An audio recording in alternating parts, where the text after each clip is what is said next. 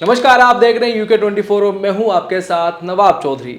उत्तराखंड के मुख्यमंत्री पुष्कर सिंह धामी संडे यानी रविवार की शाम को दिल्ली के लिए रवाना हो गए हैं। उन्होंने दिल्ली में गृह मंत्री अमित शाह से मुलाकात की है। सीएम पुष्कर सिंह धामी एक महीने के अंदर ही ये तीसरा दिल्ली दौरा है। आज देहरादून में होने वाली कैबिनेट बैठक को भी स्थगित कर दिया गया है। सीएम धामी के शेड्यूल के मुताबिक मंगलवार को वो पीएम नरेंद्र मोदी से दिल्ली में ही मुलाकात करेंगे। आखिर सीएम धामी दिल्ली क्यों गए हैं, आपको विस्तार से बताएंगे।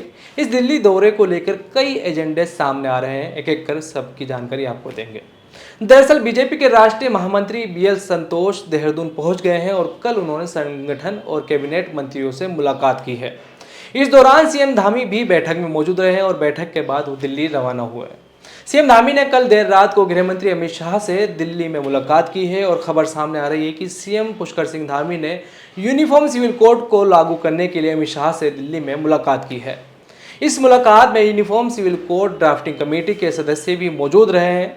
मुलाकात का खास एजेंडा है कि उत्तराखंड में यूनिफॉर्म सिविल कोड को कैसे लागू किया जाए।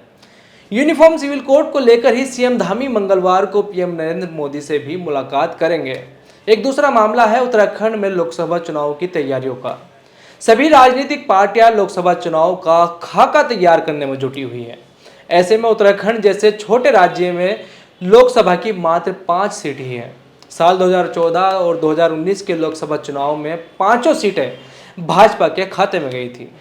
सीएम धामी को इस बार भाजपा की हैट्रिक लगाने के लिए पूरा दमखम झोंकना पड़ेगा। साल 2019 में त्रिवेंद्र सिंह रावत मुख्यमंत्री थे और चुनाव में उनका रिकॉर्ड शानदार रहा, चाहे उपचुनाव, निकाय चुनाव या लोकसभा चुनाव क्यों ना हो। लेकिन इस बार 2022 विधानसभा चुनाव में भाजपा को शानदार जीत तो मिली, लेकिन सीएम धामी खुद अपनी सीट से चुनाव हार गए थे, जिसके बाद उनके लिए चंपावत सीट खाली कराई गई। आलाकमान ने फिर भी सीएम धामी के ऊपर भरोसा जताया और उस भरोसे को सही साबित करने के लिए उन्हें लोकसभा चुनाव की अग्नि परीक्षा से गुजरना पड़ेगा और ये चुनाव उनके भविष्य की राह तय करेगा। अगर उत्तराखंड में कोई भी चूक होती है तो इस सीएम धामी के राजनीतिक भविष्य पर ग्रहण लगा सकती है। तीसरा मुद्दा है उत्तराखंड में कैबिनेट के विस्तार का। देहरादून में बीजेपी के संगठन पदाधिकारियों की कई बैठक हो चुकी है, जिनमें चुनाव से पहले कैबिनेट विस्तार की बात सामने निकल कर आ रही है। माना जा रहा है कि दिल्ली दौरे के दौरान कैबिनेट विस्तार को लेकर भी बातचीत हो सकती है।